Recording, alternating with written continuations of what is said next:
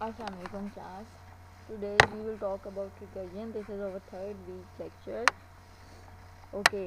आज के लेक्चर की आउटलाइन क्या है? Introduction to recursion, recursive definition, recursive algorithm क्या होता है, किस तरह हम रिकर्सिव कोड की सोल्यूशन फाइंड करते हैं, कुछ फंक्शंस पढ़ेंगे हम रिकर्सिव प्रोग्रामिंग होती क्या है, रूल्स ऑफ रिकर्सिव फंक्शन कुछ क्या है, और एग्जांपल है होनोई के टॉवर की कि वो किस तरह रिकर्सिवली कॉल हो के हम टॉवर क्रिएट करेंगे वापस एक फंक्शन को बार बार कॉल करके.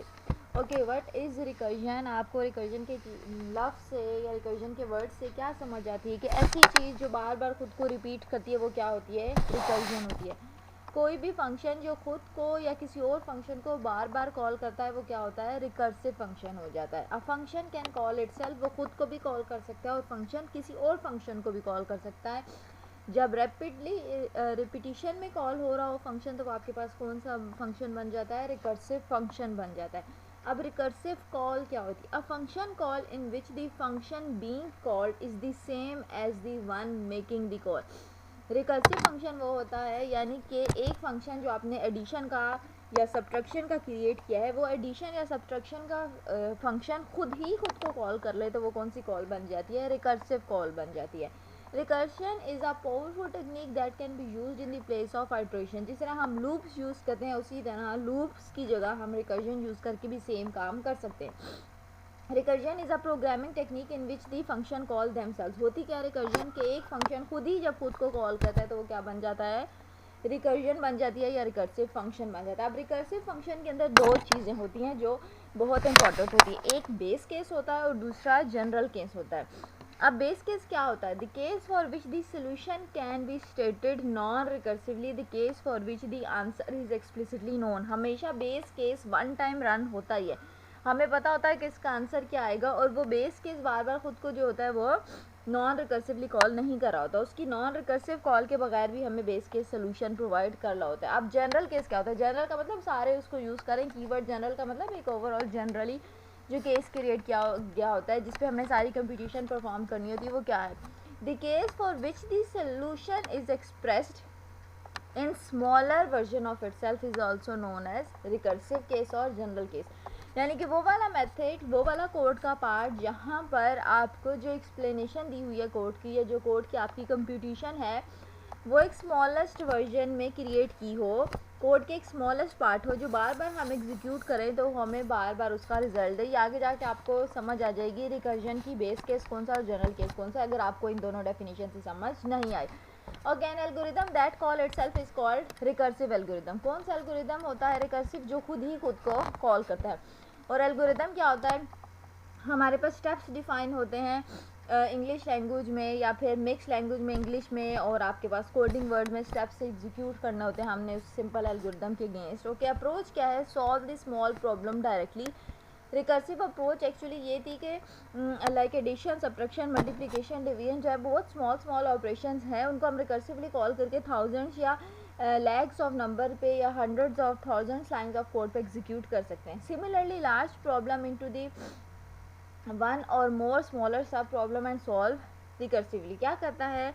सिंप्लीफाई करता है. एक बहुत बड़ा प्रोग्राम है जिस तरह फैक्टोरियल का एक कोड है, हमें पता है हमें बार बार फैक्टोरियल में वही काम करना पड़ता है. सपोज 5 फैक्टोरियल का अगर फंक्शन क्रिएट करना है तो हमें 5 4 3 2 1 लिखना पड़ता है, देन 4 3 2 1 लिखना पड़ता है, देन 3 2 1 लिखना पड़ता है, देन 2 1 लिखना पड़ता है मल्टीप्लिकेशन में. ये बार बार हम उसको कॉल करे होते हैं.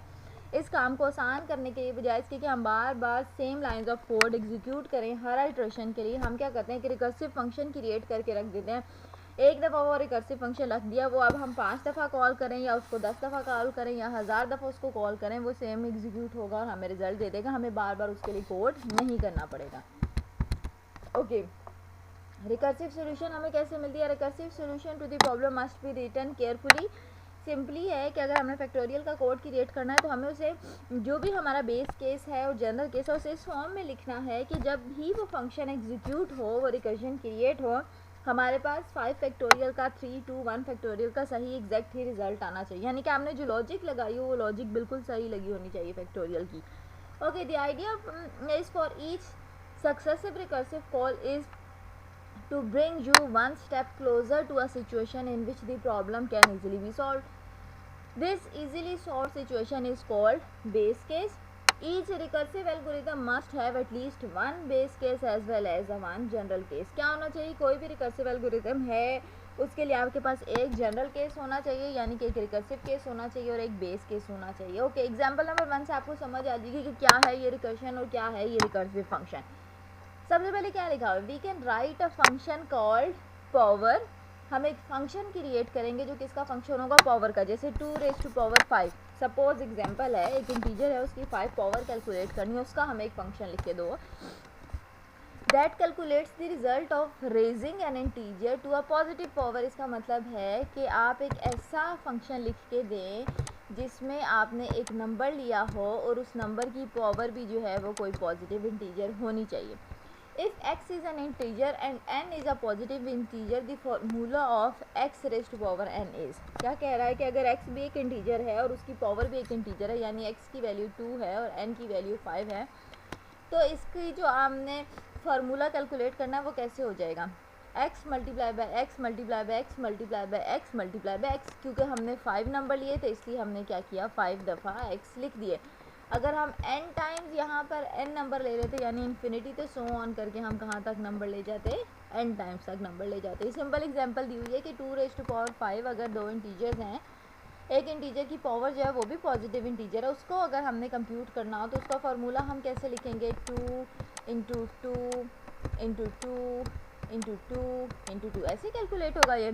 ओके, सिमिलरली हम फार्मूला इसका इस तरह भी लिख सकते हैं, raise to power N X multiply by X multiply by X multiply by X so on n times तक, n माइनस 1 टाइम्स तक भी लेके जा सकते हैं, ऑल्सो n माइनस 2 टाइम्स तक भी ले जा सकते हैं, ये पहले दो छोड़ के। In fact, we can write this formula as x raised to power n is equals to x multiply by x raised to power n minus 1। ऐसे भी लिख सकते हैं, कोई भी हम तरीका इस्तेमाल करें हम ये कोड इसी तरह लिख सकते हैं। सपोज 2 रेज़ टू पावर 5, इसका ये मतलब है x raise to power n का 2 raise to power 5 is equals to 2 multiply by 2 raise to power 5 minus 1, ये लिखा हुआ है। ये बन क्या जाएगा, ये बन जाएगा 2 raise to power 5 is equals to 2 raise to power 1 multiply by 2 raise to power 4। इसको भी सेम वैसे ही हम कैलकुलेट करेंगे, 2 raise to power 1 obviously 2 multiply by यहाँ पर 4 टाइम्स, आप 2 को फर्दर मल्टीप्लाई कर देंगे तो आपके पास 2 रेज़ टू पावर 5 का आंसर आ जाएगा। सिमिलरली ये जैसे मैंने अभी आपको 2 की एग्जांपल दी हुई है रिकर्सिव के पावर फंक्शन की। जब आपने पावर फंक्शन क्रिएट करना है, यानी कि ये पावर, इस पावर का कोई फंक्शन क्रिएट करना है तो वो किस तरह होगा, 3 रेज़ टू पावर 4 को आप कैसे कैलकुलेट कर सकते हो, 3 multiply by 3 raise to power 3 4 हो गया, एक पावर यहाँ से आई और एक पावर यहाँ से आई, क्या हो गई 4, टोटल 4 पावर हो गई। सेकंड स्टेप क्या लिखा, 3 रेज़ टू पावर 3 को आप कैसे कैलकुलेट करना है, 3 multiply by 3, 3 raise to power 2 को कैसे कैलकुलेट करना है, 3 multiply by 3 raise to power 1। 3 raise to power 1 की वैल्यू बताई हुई है, जब भी रेज़ टू पावर 1 होता है तो उसकी वैल्यू क्या होती है, 3 होती है। इसको सेकंड वे में हम कैसे लिख सकते थे, 3 multiply by 3 multiply by 3 multiply by 3, simple.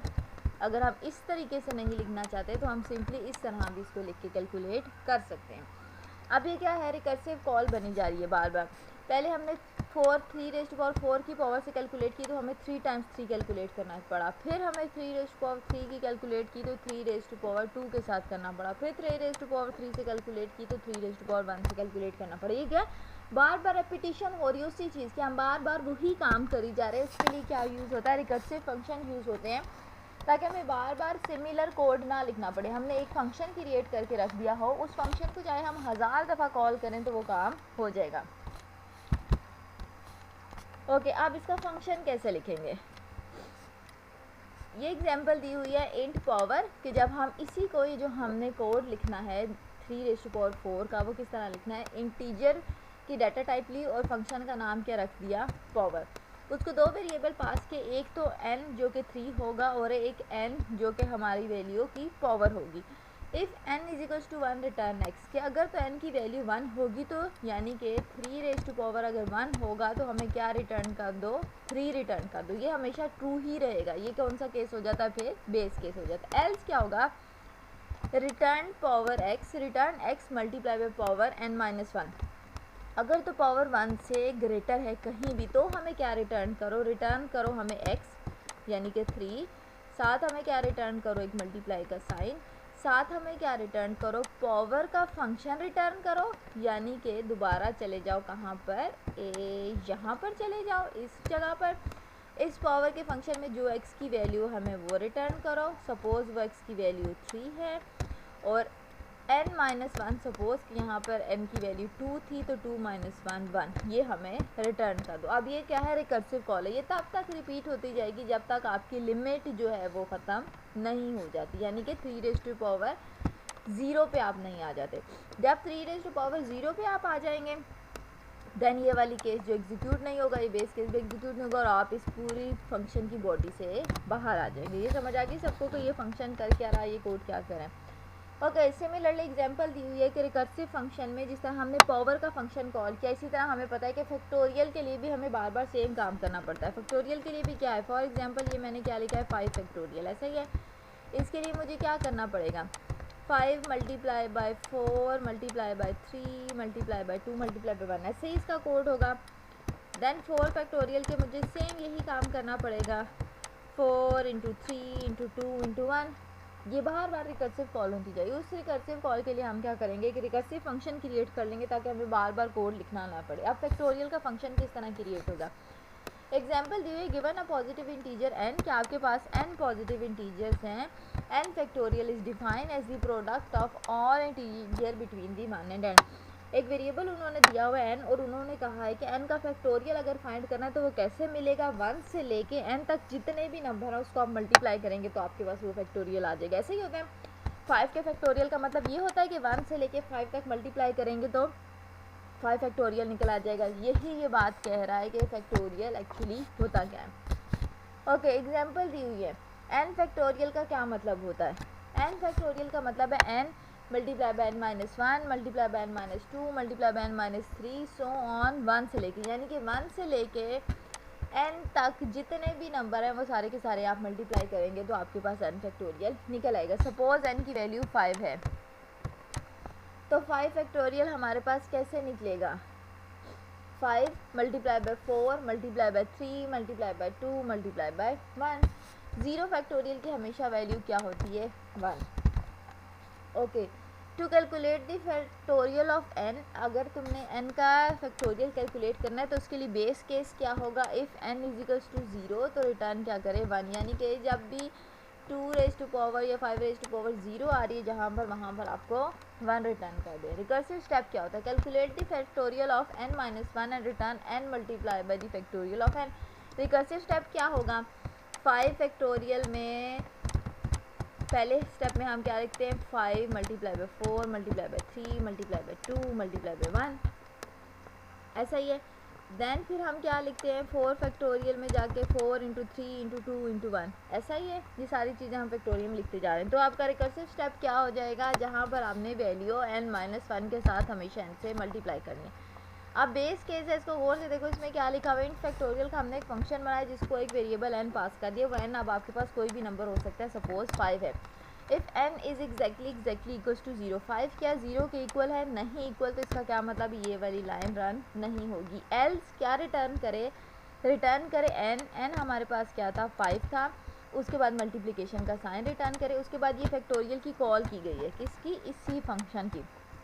इस फैक्टोरियल की कॉल के बाद n हमारे पास क्या था 5 को माइनस कर दो किस वैल्यू से, 1 से, तो हमारे पास रिजल्टेंट क्या आएगा, 5 मल्टीप्लाई बाय 4, रिकर्सिव कॉल हो गई।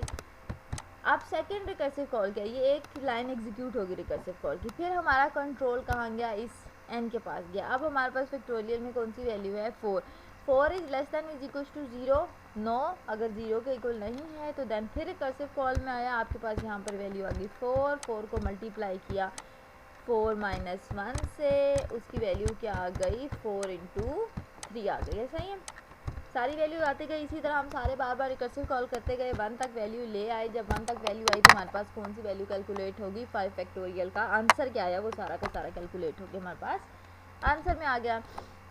ओके, एग्जाम्पल दिए, टू वैल्यूएट द फैक्टोरियल 3, कि हम 3 का फैक्टोरियल कैलकुलेट करें तो उसके लिए हम किस तरह कैलकुलेशन करेंगे, evaluate 3 multiply by factorial 2, to evaluate the factorial 2 multiply by factorial 1, to evaluate the factorial. 1 evaluate 1 multiply by factorial 0. Factorial 0 is 1 and return 1 evaluate 1 multiply by 1 is equals to, ये simply अगर आपको math में मैं समझाऊँ तो ये बात कर रहा है 3 फैक्टोरियल को कैलकुलेट करने के लिए हम किस तरह कैलकुलेशन करते हैं, 3 मल्टीप्लाई बाय 2 फैक्टोरियल, ऐसा ही है। अब इस 2 फैक्टोरियल को कैलकुलेट करने के लिए हम कैसे कैलकुलेशन करते हैं, 2 मल्टीप्लाई बाय 1 फैक्टोरियल, ऐसा ही है। इस 1 फैक्टोरियल को कैलकुलेट करने के लिए अब हम कैसे कैलकुलेशन करते हैं, 1 मल्टीप्लाई बाय 0 फैक्टोरियल, और 0 फैक्टोरियल की हमें वैल्यू पता है हमेशा क्या होती है, इज इक्वल्स टू 1। ये सारी चीज़ें से यहाँ पर बताई हुई कि किस तरह कैलकुलेट किया, 3 फैक्टोरियल इन स्टेप्स में कैलकुलेट किया तो हमारे पास वैल्यू आएगी, और वो कैसे आएगी, 3 multiply by 2 multiply by 1 is equals to 6। ये आपके पास एंड रिजल्टेंट वैल्यू क्या आ गई, 6 आ गई।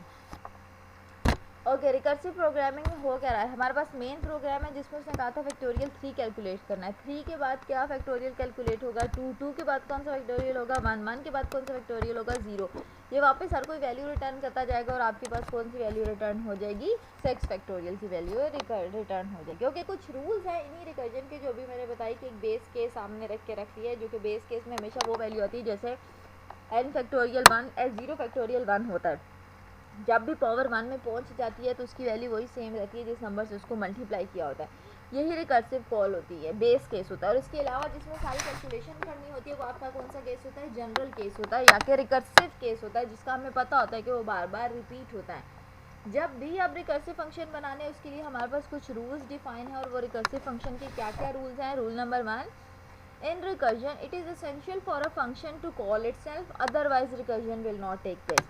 ये नेसेसरी होता है रिकर्सिव कॉल में, जिस तरह जो हमने फंक्शन क्रिएट किया है, ये फंक्शन क्रिएट किया है, ये फंक्शन खुद ही खुद को कॉल कर रहा है, ये मस्ट होता है। अगर ये फंक्शन खुद ही खुद को कॉल ना करे तो इसका क्या मतलब कि आपका रिकर्सिव फंक्शन है ही नहीं, रिकर्जन आपकी हो ही नहीं रही।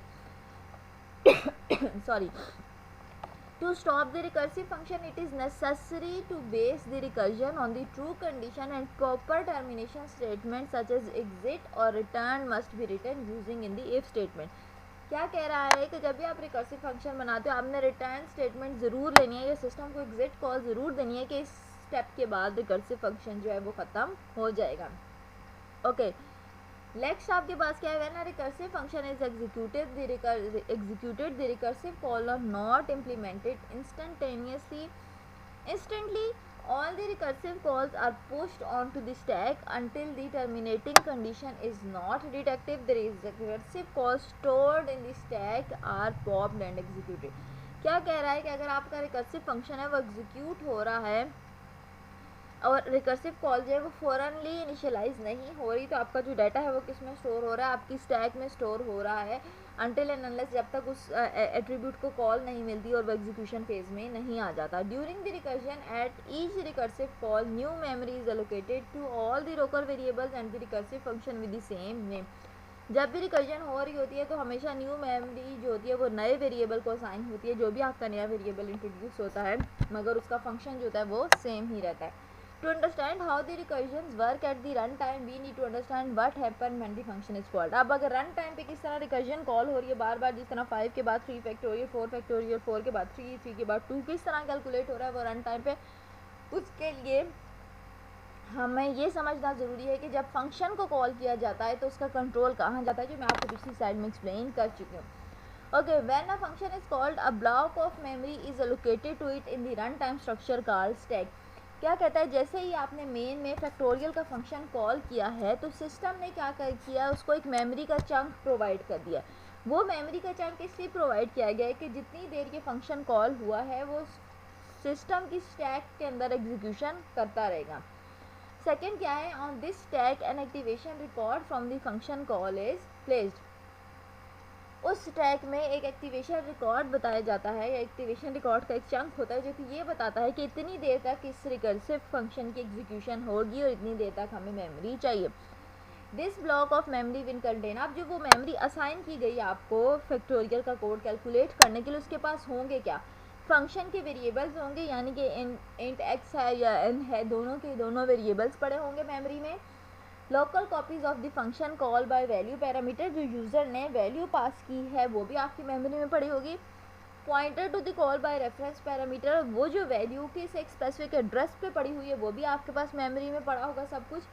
The return address, in other words, where the program the function was called from, when the function finishes the program will continue to execute from that point। और एक रिटर्निंग एड्रेस होगा जब आपके सिस्टम में वो सारी रिकर्सिव कॉल वाला function factorial का एग्जीक्यूट कर लिया है, उसका बेस केस रन हो चुका है तो उसने कंट्रोल कहाँ लेके जाना, जहाँ से कोड स्टार्ट हुआ था उसने मेमोरी को वहीं बताना है कि इस वाली लाइन से हमें रिकर्सिव कॉल आई थी फंक्शन की, उसको एग्जीक्यूट करने का ये रिजल्ट आया, अब नेक्स्ट लाइन आप जो है कोड की प्रिंट कर दो। Okay, the activation record for a particular function called is popped up off the run time stack when the final closing brace of the function code is reached और when a return statement is reached to the function code. ये क्या कह रहा है कि stack में से data तभी पॉप हो जाता है, यानी कि जब आपका 4 फैक्टोरियल कैलकुलेट हो गया लास्ट लाइन पे, जब आपकी 4⁻1 या 1 फैक्टोरियल 0 फैक्टोरियल कैलकुलेट हुआ तो उसने बेस केस पे कंट्रोल लेके जाना है, ये फंक्शन की बॉडी से बाहर लेके जाना है। तो जब से ही उसको रिटर्न स्टेटमेंट मिली या ब्रैकेट क्लोजिंग मिल गई, उसको ये बात समझ आ गई कि हमारा जो कोड है वो एग्जीक्यूट हो गया और हमारे रिकर्सिव कॉल से बाहर आ चुका है। At this time the function return the value, if not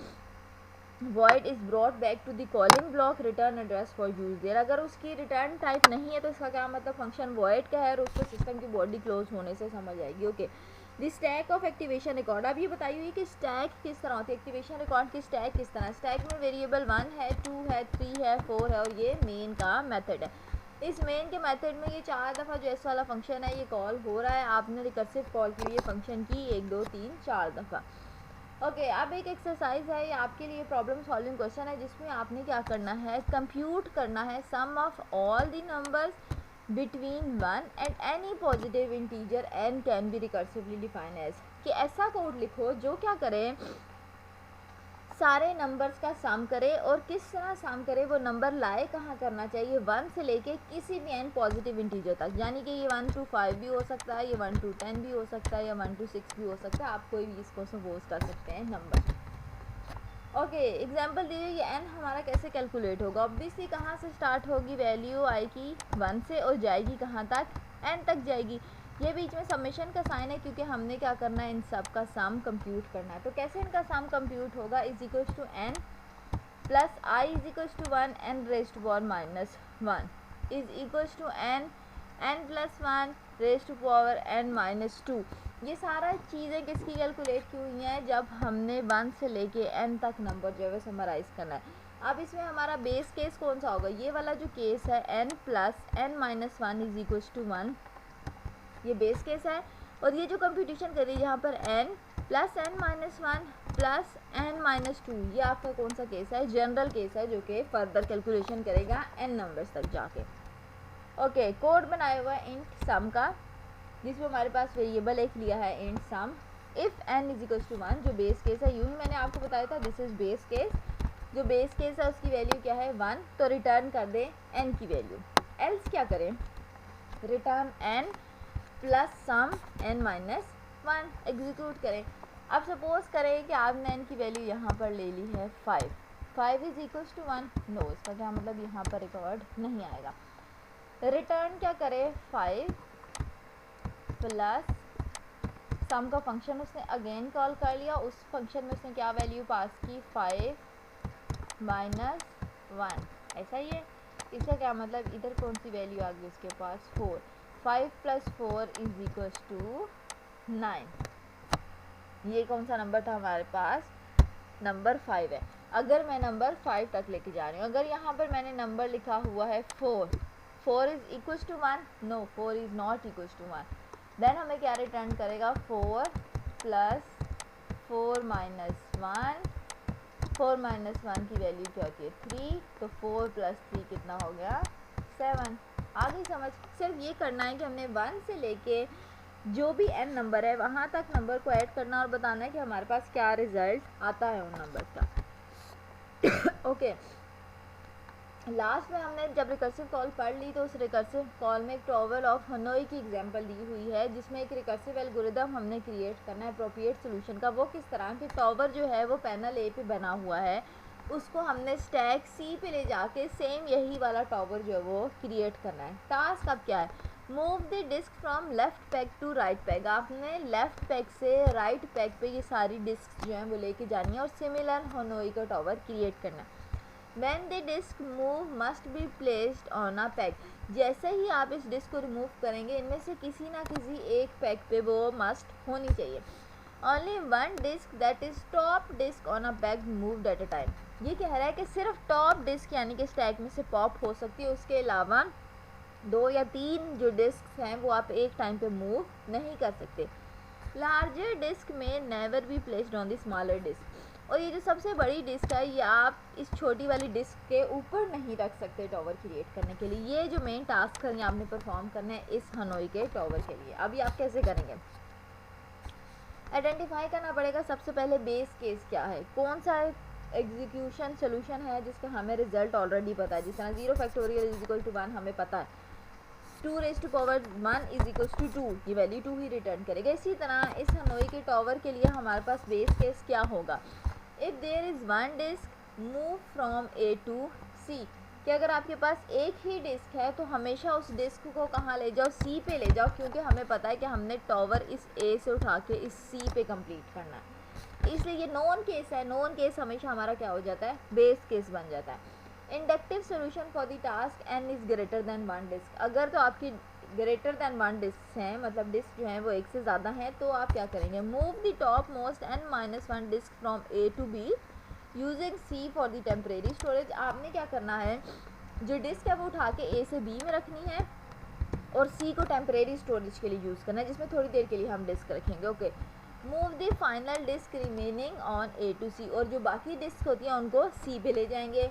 move the n minus disk from B to C using A as a temporary storage. ये आपको कैसे समझ आएगी इस एग्जाम्पल से, ठीक है। ग्राफिकल स्टेप्स में सोल्यूशन दिया, और ये हमारे पास हनोई का टॉवर बना हुआ है जिसमें हमारे पास 4 रिकॉर्ड्स हैं। इसको हमने उठा के कहाँ लेके जाना है, सी पे। इसकी कुछ कंडीशन बताई हुई थी, कंडीशन ये बताई थी बड़ी डिस्क पहले नहीं उठा सकते, हमेशा टॉप मोस्ट एलिमेंट ही उठाया जाएगा, और जो टॉप मोस्ट एलिमेंट उठाया जाएगा वो इन दोनों में से किसी एक जो डिस्क है उसमें रखा जाएगा। अब देखो सबसे पहले स्टेप में क्या हुआ है, हमारे पास इन 4 एलिमेंट में से सबसे छोटा एलिमेंट कौन सा था, ये वाला, उसको हमने उठा के कहाँ रख दिया, बी में रख दिया। हमारा बेसिक टास्क ये है कि इस टॉवर ऑफ हनोई को हमने पैग सी पे जाके कंप्लीट करना है। ओके, सेकंड स्टेप में क्या होगा, ये जो एक एलिमेंट है ये उठा के कहाँ हम रख देंगे, सी में रख देंगे। अब इसको कंडीशन गौर से पढ़ो, उसने कहा था हर पैग का सिर्फ टॉप मोस्ट एलिमेंट ही उठाया जाएगा और एक पैग में टेम्परेरी एक ही टाइम डाटा रहेगा, और सी पैग जो है और बी पैग जो है उसको आप टेम्परेरी स्टोरेज के लिए यूज़ कर सकते हो। ये होगा। अब सी पे हमने लेके जाना है तो ऑब्वियसली हम स्टेप 3 में कहाँ से मूव करेंगे, हमें पता है ये इस वाले से छोटा है तो इसलिए बी वाला उठा के हम किस पे रख देंगे, यहाँ पर सी में रख देंगे, किस पे, स्टेप 3 पे। अब देखो बी वाला पैनल हमारे पास फिर से खाली हो गया और सी पे भी 2 छोटे और बड़े का रिकॉर्ड आ गया। अब फिर ए से एक बड़ा पैनल उठाया, उसको हम बी में ले आए हैं, ऐसे ही स्टेप नंबर 4 में। अब स्टेप नंबर 4 को गौर से देखो, हमारे पास ये जो पैनल है ये ग्रे वाले से नीचे आना चाहिए, इस ग्रे वाले से नीचे आना चाहिए, तो उसके लिए हमें क्या मूव करना पड़ेगा, ये जो सी है ये वापस ए पे मूव करेगा, ये जो ऊपर छोटा बॉक्स था ये वापस कहाँ ले गए, ए पे ले गए, और इस सी को ऊपर मूव किया किसके, बी के। अब ये सीक्वेंस सही बन गया बी और सी का, ये यहाँ पर पैनल बी में आ गया। इस बी और सी के ऊपर अगर हम ये वाला रख देंगे छोटा तो भी पूरा हो जाएगा, ठीक है, पैनल सेम हो गया। अब ये लास्ट रहेगा, हमें पता है ये लास्ट इसके नीचे आना है, तो इसके नीचे लाने के लिए हमें 1 बाय 1 ये ऊपर वाले उठा के सी रैक में रखने पड़ेंगे। अब हमने क्या किया, ए को टेम्परेरी एम्प्टी कर दिए सी में, क्योंकि हमने ये टॉवर उठा के लाना है सी में। यहाँ से जब ए सी में आ गया, ये आपका कौन सा केस रन हो गया, बेस केस रन हो गया, जो कि हमें पता है कि लोएस्ट पैनल सी में ही आएगा। ओके, उसके बाद ये टावर आना चाहिए, ये टावर आना चाहिए, ये टावर आना चाहिए, मगर हमने क्या पढ़ा कि इनमें से एक टाइम पे एक ही एलिमेंट निकल सकता है, सारे एलिमेंट नहीं निकल सकते, इसलिए आपने ये सबसे छोटे वाले को उठा के इसके ऊपर रखा और इन दोनों को उठा के बी में ही रहने दिया। अब ये जो सबसे छोटा उठा के हमने इसके ऊपर रखा था उसके साथ आपने क्या किया, उसको उधर ही रहने दिया और ए और बी को स्प्लिट कर दिया, ठीक है, ए को यहाँ ले आए, बी को यहाँ ले आए। अब इसके ऊपर से सिंगल एलिमेंट हम उठा के इस ए के ऊपर रख सकते हैं, ऑब्वियसली रख सकते हैं, हमने उसको उसके ऊपर रख दिया और ये वाला पॉप कर दिया बी से यहाँ पर, सीक्वेंस बन गया सेम, इसका मतलब 2 एलिमेंट हमारे क्रिएट हो गए सी तक, काम सही हो गया। ओके, अब फिर ये दोनों सही है मगर हमें पता है हम एक ही पॉप कर सकते हैं, इसलिए ये वाला उठा के दोबारा हम बी पे लेकर आए, इन दोनों को इंडिविजुअल किया और सबसे पहले फिर ए उठाया और वो सी पे लेके गए, देन इस 14 वाले से सी के ऊपर लेके गए और फाइनली बेस केस कंप्लीट। ये वही क्रिएट होगा जो हमें चाहिए था मगर चाहिए किधर था, सी वाले पैक में। ये किसी को ना समझ आई बेटे।